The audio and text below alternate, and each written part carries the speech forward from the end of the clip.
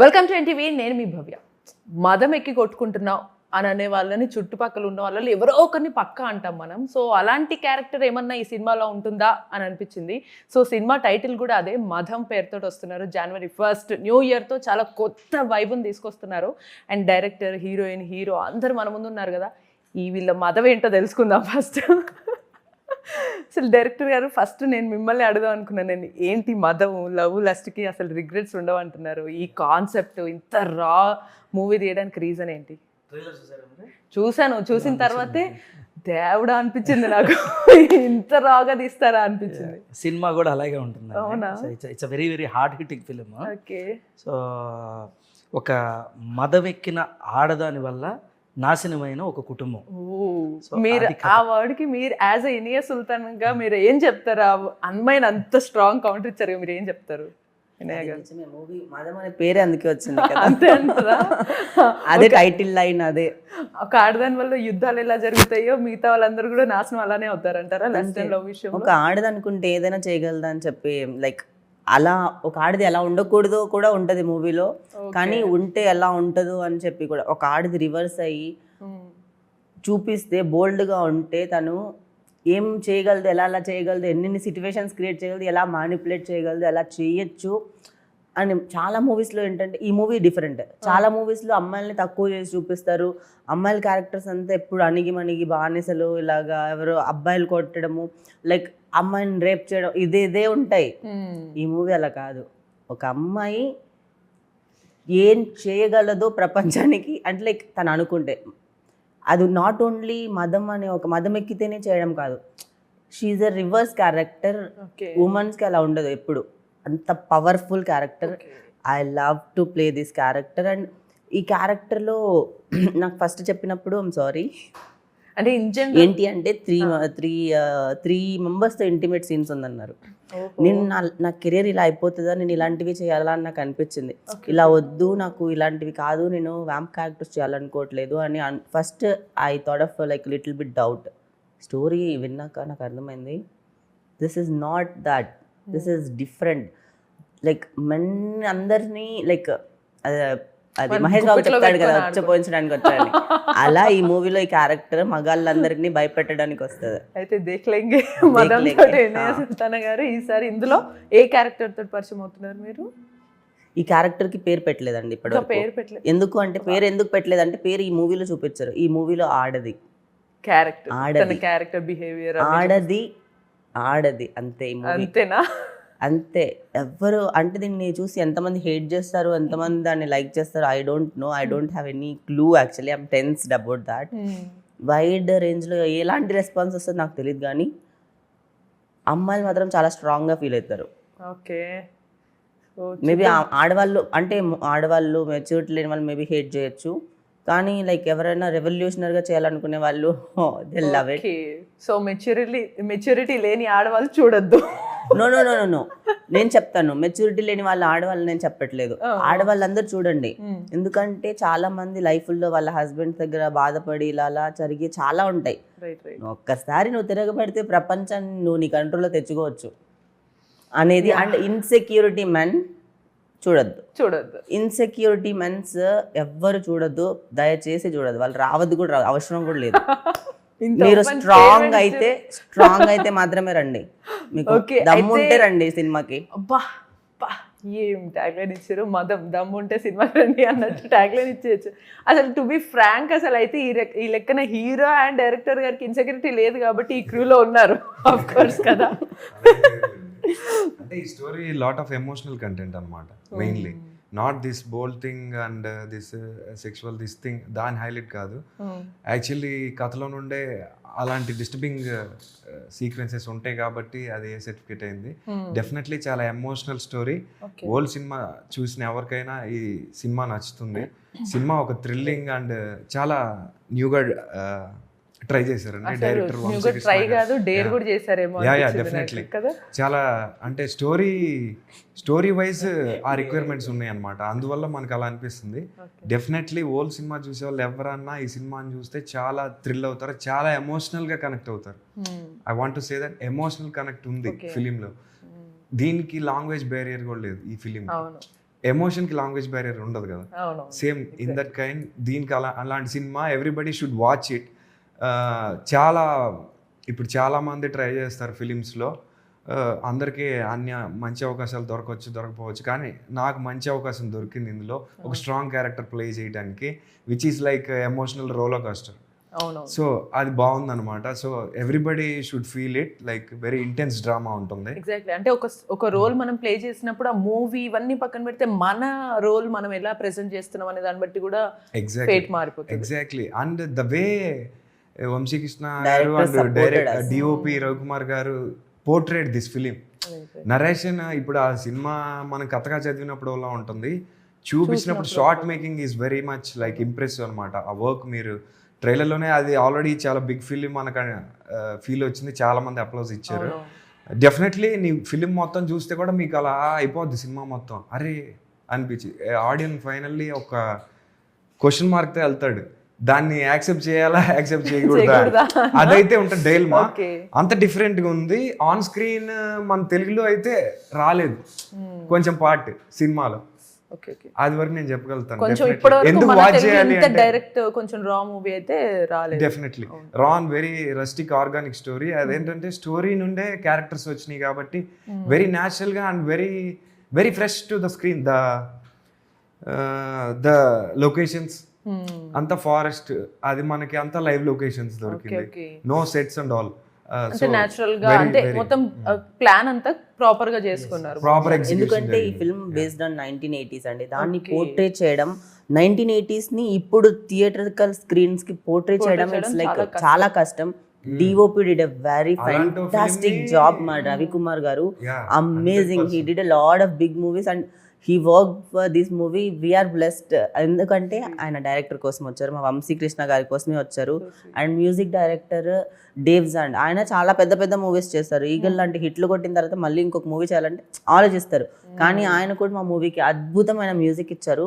ఎందుకంటే ఇప్పుడు కొన్ని మూవీస్ ఎలాగుంటాయంటే ఓల్డ్ అంటే ఓల్డ్ అనే చూపిస్తారు, కానీ యూనో ఇలాంటి మూవీకి 1980s మూవీకి ఆయన ట్రాన్స్ ఇచ్చారు కొన్నిసార్లు. అది అడ్వాన్స్ మ్యూజిక్ ఇచ్చారు, అడ్వాన్స్ మ్యూజిక్ ఇచ్చారు. అంటే that is movie overall music మా మూవీకి చాలా plus, DOP plus.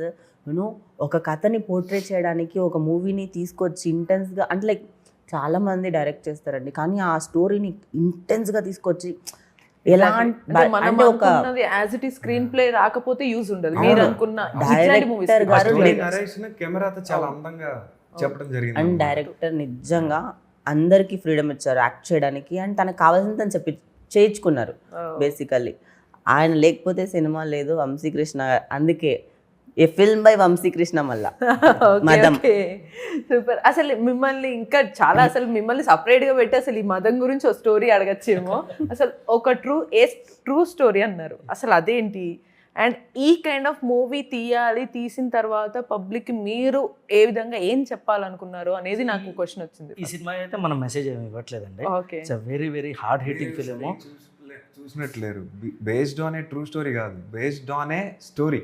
Right based on a story అంటే నేను ఇంకా ట్రూ స్టోరీ అని కనెక్ట్ చేసుకున్నాను, ఎవరినన్నా తీశారేమో అని. మీన్స్ లైక్ ఒక కథ, ఎవరో ఒకరికి కనెక్ట్ అవ్వచ్చు. సినిమా అంటే ఒక కథ కదా, ఇదొక కథ అంతే. Just like that you don't think beyond, like just ఒక స్టోరీ. ఇది ఒక స్టోరీ, అందులో ఈ క్యారెక్టర్స్ ఉన్నాయి. ప్రతి స్టోరీ ఏదో ఒక ఇన్సిడెంట్ నుంచే తీసుకుంటారండి రాయడానికి. ఎక్కడో జరిగే ఉంటది, జరిగే ఉంది అంటే లైక్ లాట్ ఆఫ్ న్యూసెస్ లో మనం రాకపోవచ్చు, 1980s రాకపోవచ్చు, 1-2 అయి ఉండొచ్చు, దాని చుట్టూ అందమైన ఫిక్షనల్ ఇది యాడ్ చేసి కొంచెం కమర్షియల్ ఎలిమెంట్స్ యాడ్ చేసి. రైట్, కమర్షియల్ ఎలిమెంట్స్ ఏం యాడ్ చేయలేదు, ఆ స్టోరీతో వచ్చేసి. రైట్ యాక్చువల్లీ అదే కదా. Known artist big artist play చేసినప్పుడు అయితే వాళ్ళు ఏదన్నా యాడ్ చేసినా ఏదో ఉంటది కాబట్టి వాళ్ళకి ఆల్రెడీ మార్కెట్ సంథింగ్. దీనికి అలా ఏం లేదనమాట, ఈ స్టోరీకే అలా ఉంది వైబ్. సో దాని నుండి ఒక మనిషి వాళ్ళ బిహేవియర్ ని బట్టి వెంటనే ఏ క్యారెక్టర్ వచ్చేస్తుంది, వాళ్ళు నెక్స్ట్ ఏం చేస్తారు అనే దాన్ని బట్టి బిల్డ్ అవుతాయి. మూవీ విల్ హాంట్ యు అండి డెఫినెట్ గా. సినిమా అయిపోయిన తర్వాత ఇంటికి వెళ్ళిన తర్వాత ఒక 2-3 రోజులు మగవాళ్ళు సినిమా దాకా అక్కర్లేదండి, ట్రైలర్ లోనే 2-3 గంటలు వచ్చేంత సేపు ట్రైలర్ ఇలా అసలు ఏమనుకుని తీసారు, ఇంత ఓపెన్ గా తీసారు, అసలు ఏం చెప్పాలనుకున్నారు? నా మైండ్ అంతా ఇదే రన్ అయింది అనమాట. ఇంత బోల్డ్ గా ఎందుకు తీయాలనుకున్నారు? సినిమా 10%, ట్రైలర్ 10%, సినిమాలో ఇంకా చాలా ఉంది. Trailer is 3% basically 3%. ఇంకా దాంట్లో ఏం చూపించలే, ఏం లేదు అసలు నాకు తెలిసినంత వరకు. ట్రైలర్లో మూవీలో చాలా ఉంది, అంత ఉంది, అంత కంటెంట్ ఉంది మూవీలో. ఫ్రాంక్గా బోల్డ్గా ఇదే క్వశ్చన్ అడిగితే, ఇప్పుడు సపోజ్ ఈ మదం అని చూసాం, ఈ ఇందులో క్యారెక్టర్స్ వీళ్ళు ఎవరు ప్లే చేశారు, అండ్ ఇనియా గారిని కూడా మీరు ఇలాంటి రోల్ చేశారని మిమ్మల్ని క్వశ్చన్ చేస్తారు. సో ఇంతమంది క్వశ్చన్ చేసి కమెంట్ చేసే ఆడియన్సే కొంతమంది సైలెంట్గా చూస్తారు ఇలాంటి మూవీస్, రైట్?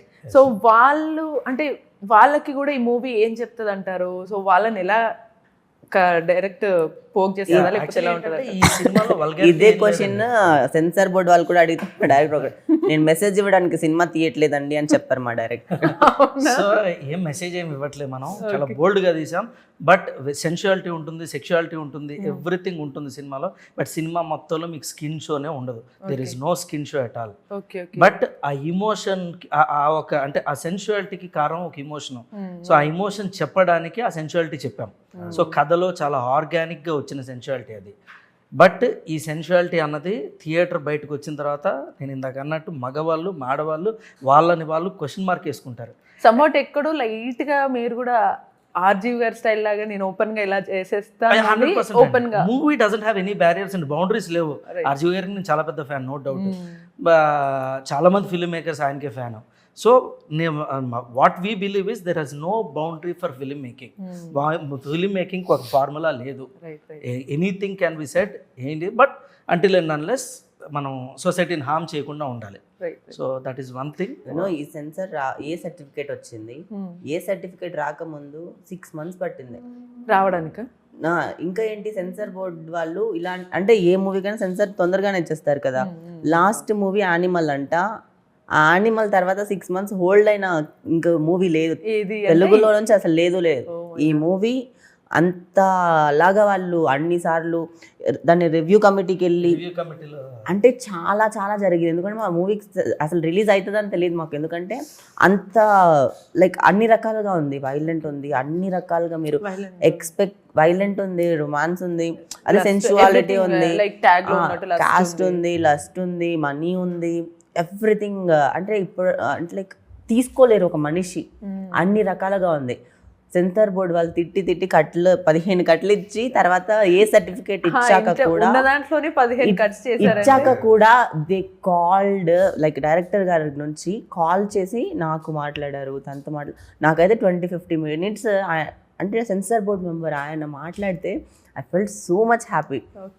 ఏం చేస్తారండి మీరు, ఏం పర్ఫార్మెన్స్ చేస్తారండి అని అంటే లైక్ ఓ మై గాడ్ ఇన్ని రోజులు అంటే వెయిట్ చేస్తున్నాం సెన్సార్ ఎప్పుడు వస్తుంది అని చెప్పి. ఆ రోజు ఆ కాల్తో అమ్మ చాలా అయిపోయింది, ఇంకా తడిగుడ్డేసుకుని రివ్యూ కమిటీలో త్రూ అయిందండి. ఇక్కడ బోర్డు వాళ్ళు రివ్యూ కమిటీకి రిఫర్ చేశారు. సో రివ్యూ కమిటీ బాంబేలో రివ్యూ చేసి 17 cuts చాలా బోల్డ్ కట్స్ ఇచ్చారు. అంటే అసలు బోల్డ్ కట్స్ 17 cuts ఇచ్చారంటే అవి తీస్తేనే ఎంత ఉంటే అవి ఉంటే ఎలా ఉంటుందో అది ఉంటే ఇంకా బాగుండేది. ఎమోషన్ కోసం తీసింది, మనం సినిమా బిజినెస్ కోసం ఇంకో దానికోసం చేసింది. యా ఆ ఎమోషన్ అంతా ఇంకా బాగుండేదని యాక్చువల్లీ. అంటే తర్వాత ఏమన్నా ఈ సోషల్ మీడియాస్ చాలా ఉన్నాయి కదా మనకి, డిలీటెడ్ సీన్స్ అనే ఉన్నది. 100% అన్కట్ వర్షన్ ఒకటి రిలీజ్ చేస్తా, దేవుడు దయదలిస్తారు. ఓకే అమ్మయ్య సాయిరామ్ అని అన్నే గారు. బోల్డ్ కట్స్ అంటే అవే కాదు కదా, మిగతావి కూడా లైక్ వర్డ్స్ ఉంటాయి, డైలాగ్స్ ఉంటాయి, మన పర్ఫార్మెన్స్ లో కొన్ని డైలాగ్స్ డిస్టర్బింగ్ ఉంటుంది. ఎక్కువ సెన్సిబుల్ కంటెంట్ అంటే డిస్టర్బింగ్ ఉంటుంది, అందుకే 18+ ఏ రేటెడ్ తప్ప వేరే ఏం లేదు. అంటే అందరూ తీసుకోలేరు కదా. రొమాంటిక్ అంటే లైక్ రొమాన్స్ వల్ల, లస్ట్ వల్ల, అంటే లైక్ ఇంటిమసీ సీన్స్ వల్ల కట్స్ కాదు, మిగతా డైలాగ్స్ వల్ల కట్స్ ఎక్కువ ఉన్నాయి. ఏదో ఒక డైలాగ్ ఏదైనా చెప్పండి. ఒక్క డైలాగ్ చాలండి మూవీకి. మదం ఎక్కిన ఆడదాని వల్ల నాశనం అయిపోయిన రాజ్యాలు ఉంటాయి, ఈ మూవీలో కుటుంబాలు. ఓ బా, ఈ డైలాగ్ కి మీ రిఫరెన్స్ కానీ మీ సీనేరియోస్ బిహైండ్ ద సీన్స్ ఏమున్నాయి డైరెక్టర్ గారు, మీ నుంచే తెలుసుకోవాలి.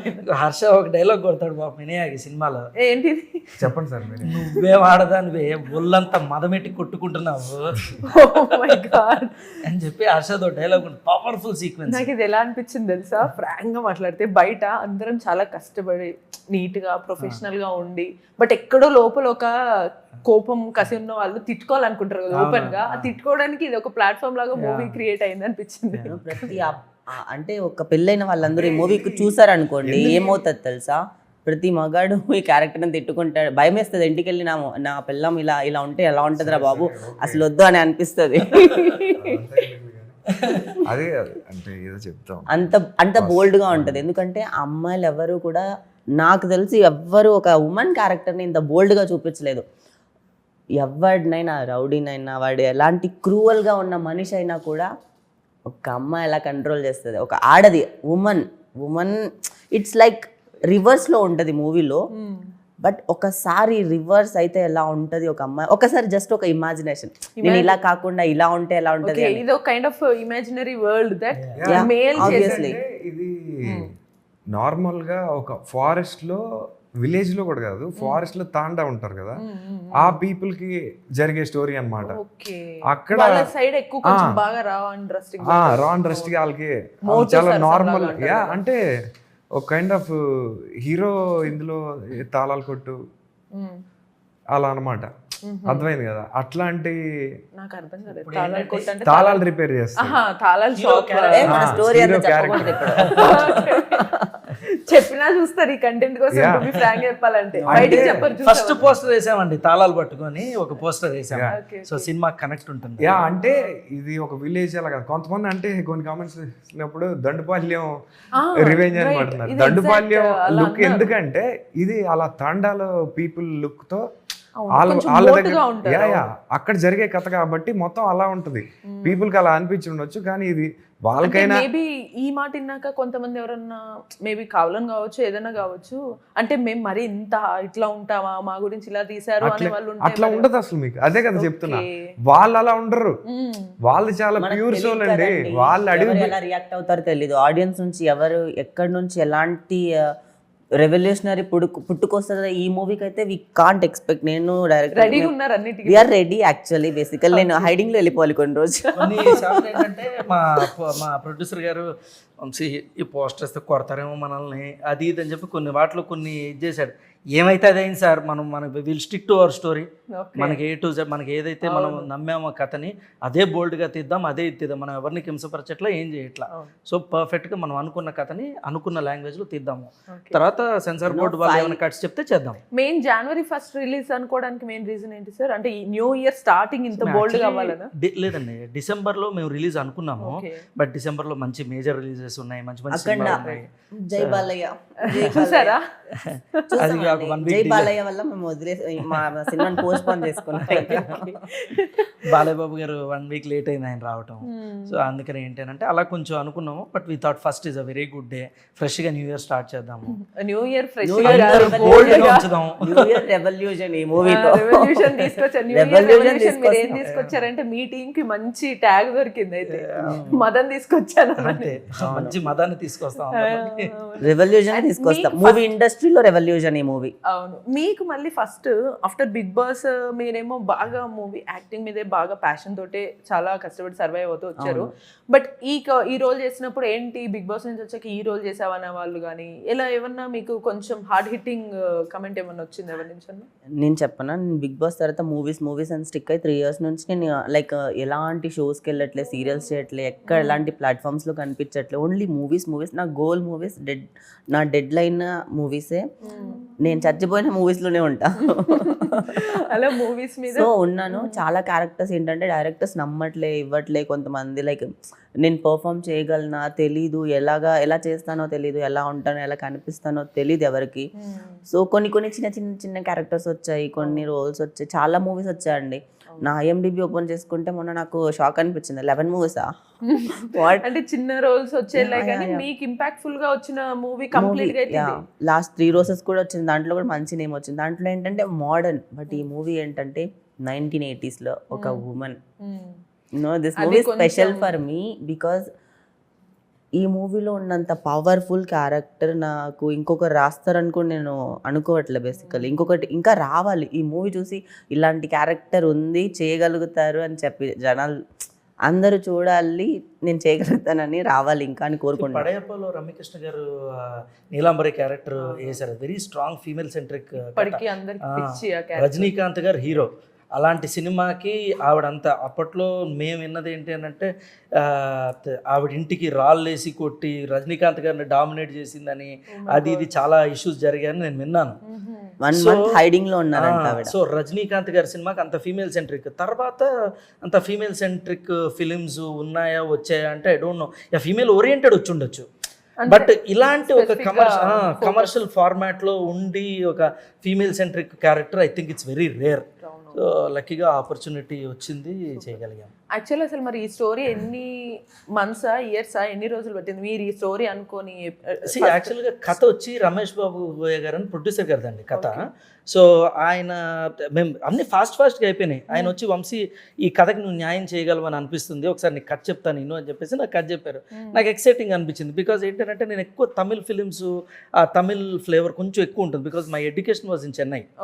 సో ఏంటంటే ఇలాంటి కథ చెయ్యాలి, బట్ ఇక్కడ ప్రొడ్యూసర్స్ కానీ యాక్టర్స్ కానీ కథ నమ్ముతారా అని అలాగే ఇది చేసుకుని కమర్షియల్ ఫార్మాట్లో అలా చేసుకుంటూ వస్తున్నా. సో ఈ కథ చెప్పినప్పుడు అరే దీనికి ఆ టింజ్ ఇస్తే అదిరిపోతుంది అసలు అని చెప్పి దాన్ని అన్ని విత్ ఇన్ 1-2 months అన్ని A to Z అన్ని ఎవ్రీథింగ్ ఫెల్ ఇన్ ప్లేస్, అంత ఫాస్ట్గా చేసుకొచ్చాం. మాకు యాక్చువల్గా మార్చికి రిలీజ్ చేయాలి. Everything with in 4 months copy వచ్చేసింది. సెన్సార్ బోర్డు రివ్యూ కమిటీకి వెళ్ళటం వల్ల మాకు 6 months అక్కడ వేస్ట్ అయిపోయింది. మళ్ళీ ఇంకొక డౌట్ రావచ్చు, లైక్ ఇప్పుడు ఈ మూవీస్ తీస్తున్నాం, మీరు అన్నారు మనకి తమిళ్ లుక్ కొంచెం యాడ్ చేసాము అని.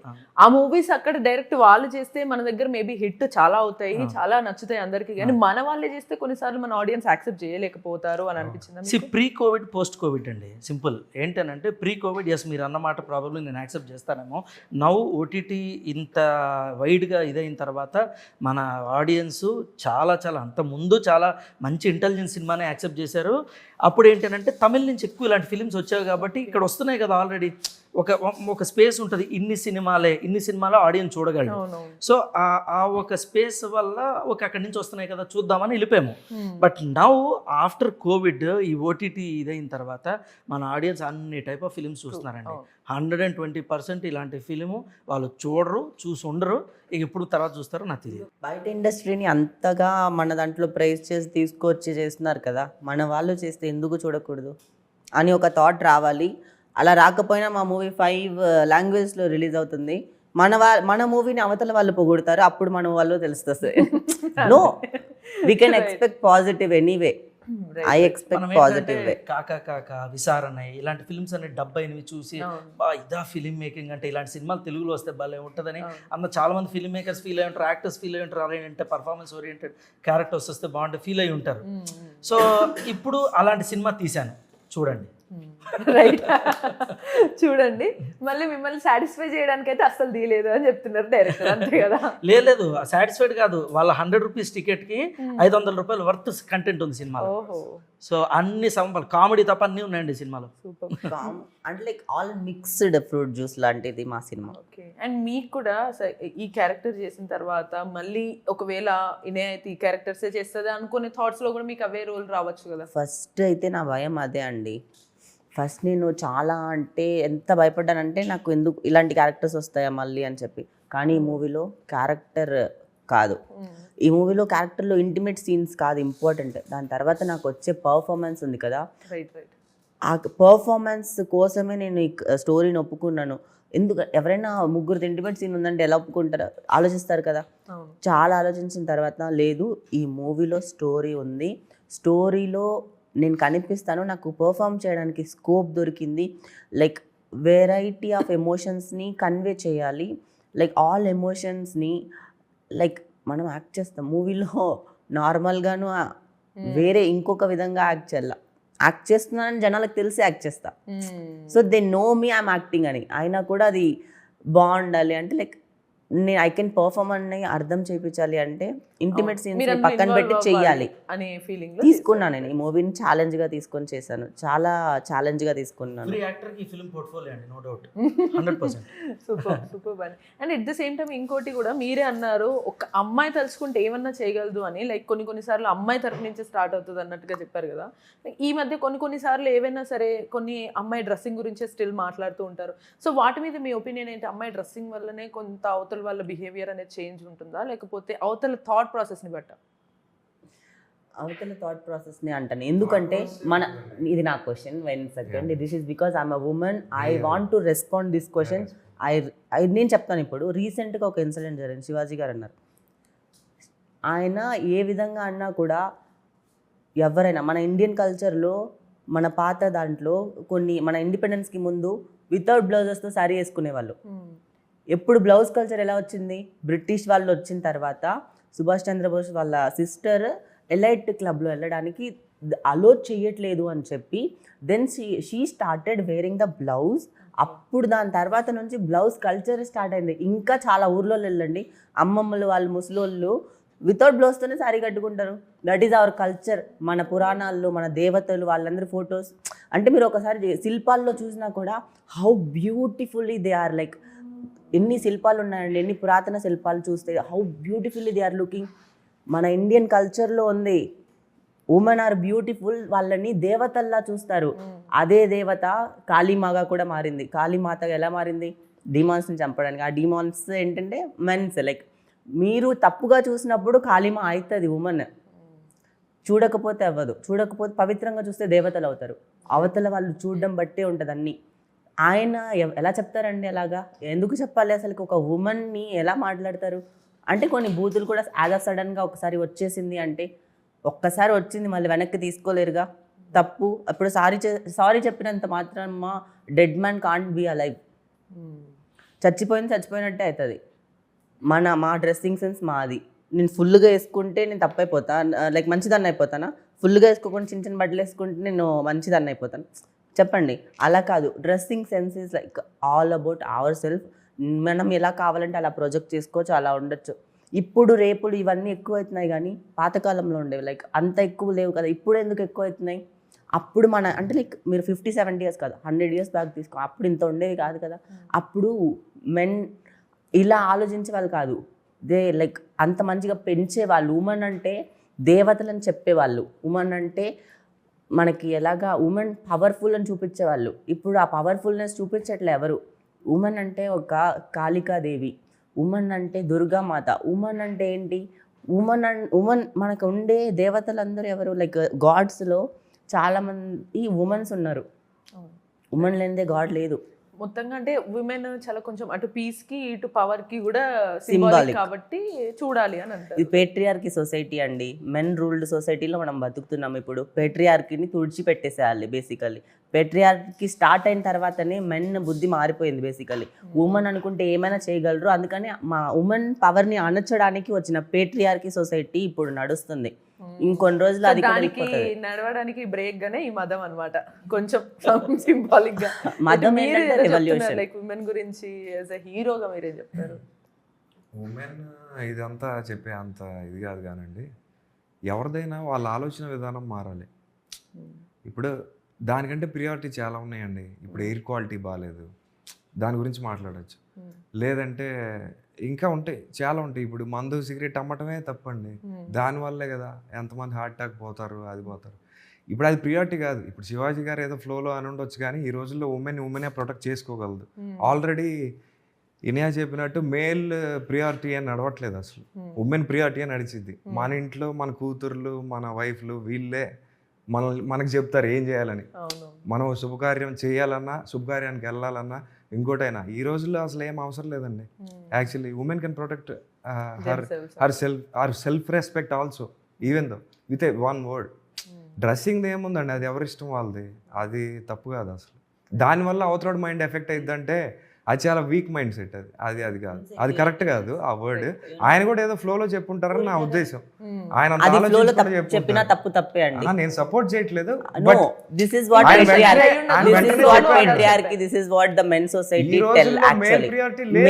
Male men are the same. I don't agree with that. Men are the same always. Men don't మనం ఆల్రెడీ ఉమెన్ ని పూజిస్తున్నాం అండి. పూరి జగన్నాథ్ గారు నువ్వు చెప్పేదని చెప్తున్నా. Obviously always same. ఇది అయిపోవాలి, ఈ క్వశ్చన్ అయిపోవాలి. ప్రియారిటీస్ చాలా ఉంటాయి అంటున్నా.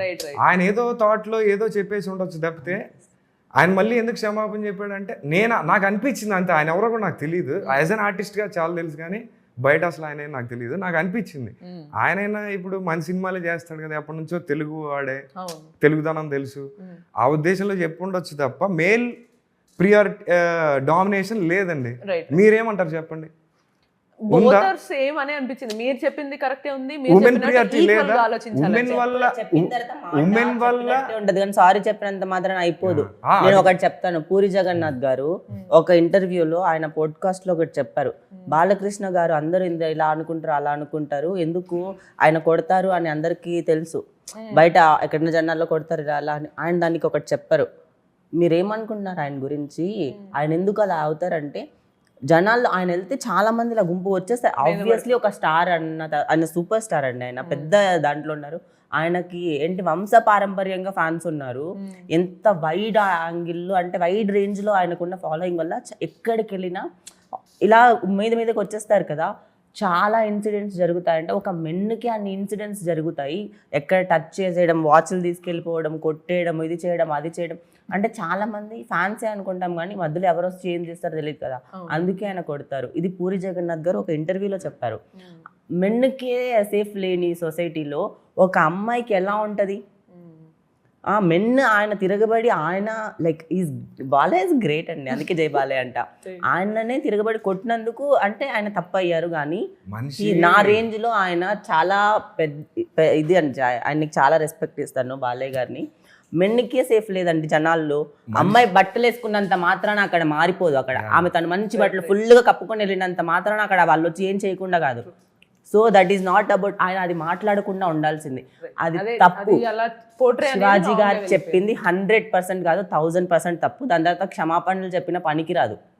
ఎందుకు? Dead man can't be alive. Once a word వచ్చేసిన తర్వాత it's no possible. Men is always same. Men will support men whatever he do. That's why we are in this living in this society. As a woman always I feel like we are in a compulsion, like ఒక complete గా మనల్ని అణగదొక్కేసిన feeling లో ఉన్నాను. కాళీమాత లాంటి ఇంకొకటి ఎవరైనా పుట్టితే అప్పుడు బాగుంటది. Hope this mother will bring your perspective అనుకుంటున్నాను నేను. సో మీరు ఏదో చెప్పాలనుకున్నారు, దాంతో చెప్పి మన ఆడియన్స్ కి మీ క్యారెక్టర్ కొత్తగా ఎలా పరిచయం అవుతుందో కంక్లూడ్ చేద్దాం. నా క్యారెక్టర్ గురించి చెప్పాలా? లైక్ అదే మీరు ఏదో చెప్పబోతున్నారు కదా మనిషి అని. ఇప్పుడు మనుషులు నేచర్నే డిస్టర్బ్ చేస్తారు. నేచర్ డిస్టర్బ్ అయింది మన డెవలప్మెంట్ కోసం. ఇంకా డెవలప్మెంట్ దశలో దేనికి సెక్యూరిటీ ఉండదు. మెన్నా ఉమెనా అని కాదు, ఈ జీవరాశులు ఎన్నో వేల వాటికి లేదు, వాటి గురించి ఎవడని మాట్లాడతాడు? అదే చెప్తున్నా కదా, ప్రియారిటీస్ని బట్టి మాట్లాడతారండి. ఆయన ఏదో అన్నారు, ఉమెన్ గురించి అసలు ఎవరో తప్పుగా మాట్లాడకూడదు. ఈవెన్ దో మెన్ కూడా అంతే, మెన్ గురించి కూడా మాట్లాడకూడదు. సెల్ఫ్ రెస్పెక్ట్ అనేది ప్రతి మనిషికి ప్రతి జీవికి ఉంటుంది, అది చాలా ఇంపార్టెంట్. అదే ఆయన మాట్లాడి ఉండకూడదు అంతే. ఆ టాపిక్ గురించి కాదు, ఉమెన్ తలుచుకుంటే ఏం చేయగలదు, ఏదైనా చేయగలదు. మీకు ఒక విషయం చెప్పండి, మన సినిమా అది ఉమెన్ ఏం చేస్తే దానివల్ల డిస్టర్బ్ ఉమెన్ చేయటం వల్ల ఎంత డిస్టర్బ్ అయింది ఒక సామాన్య జీవితం అనేది ఈ మతం. అది కాదు, ఇది ఈ మతం ఈ టాపిక్ ఆ టాపిక్ కనెక్ట్ అవ్వదు. ఉమెన్ తలుచుకుంటే ఏమైనా చేయగలదు, ఏమైనా చేయగలదు, అందుకే ఇది అది. మన పాయింట్ ఏం లేదండి, సింపుల్. మెన్ అయినా ఉమెన్ అయినా good will win over evil, అంతే. సో ఈ సింపుల్ గా ఈ ట్యాగ్ లైన్ తో మనం కంక్లూడ్ చేద్దాం. And good will win over the evil, అంతేనా? సో అంతే. సో అది మొత్తానికి మదం అంటే ఒక కైండ్ ఆఫ్ ఏంటంటే ఇంటర్వ్యూ కూడా కొంచెం మూవీ లాగానే మదంతో ఒక ఇంట్రెస్టింగ్ ఇంటెన్స్ తోటే నడిచింది. సో మీకు కూడా మూవీ ఇలానే నచ్చుతుందని అనుకుంటున్నాను. Jan 1st థియేటర్లో ఎక్స్పీరియన్స్ చేసి ఎలా అనిపించిందో కమెంట్లో మీరు అన్నీ పెట్టండి. సో టీం రెడీగా ఉంది, మీరు ఏం చెప్తారో చూడడానికి. రైట్, ఈ మూవీకి ఇన్సెక్యూరిటీ మెన్స్ రావద్దు ప్లీజ్. దయచేసి ఇలా కామెంట్స్ చేసే లైక్ అమ్మాయిల డ్రెస్సింగ్ సెన్స్ గురించి కామెంట్ చేసే వాళ్ళు అసలు దయచేసి రావద్దు అలాంటి వాళ్ళు. అంటే ఇన్సెక్యూరిటీస్ ఉండి అమ్మాయిలు ఎదగాలని కాదు, అమ్మాయిల్ని పవర్ఫుల్గా ఉంటే చూడలేని వాళ్ళు, అమ్మాయి ఏదైనా చేస్తే చూడలేని వాళ్ళు ఉంటారు కదా, అలాంటి వాళ్ళు రావద్దు. స్ట్రాంగ్ గా ఉండి మీకు గుండెలో దమ్ము ఉంటే ధైర్యం ఉంటే రండి మూవీకి చూడడానికి. స్ట్రాంగ్ గా చెప్పారు కదా ఇనాయ గారు. సో ఆ ప్రకారంగా మీకు మూవీ నిజంగా ఇంట్రెస్టింగ్ అనిపిస్తుంది, థియేటర్స్ లో చూసేయండి. Until then, keep watching NTV. నేను మీ భవ్య, signing off.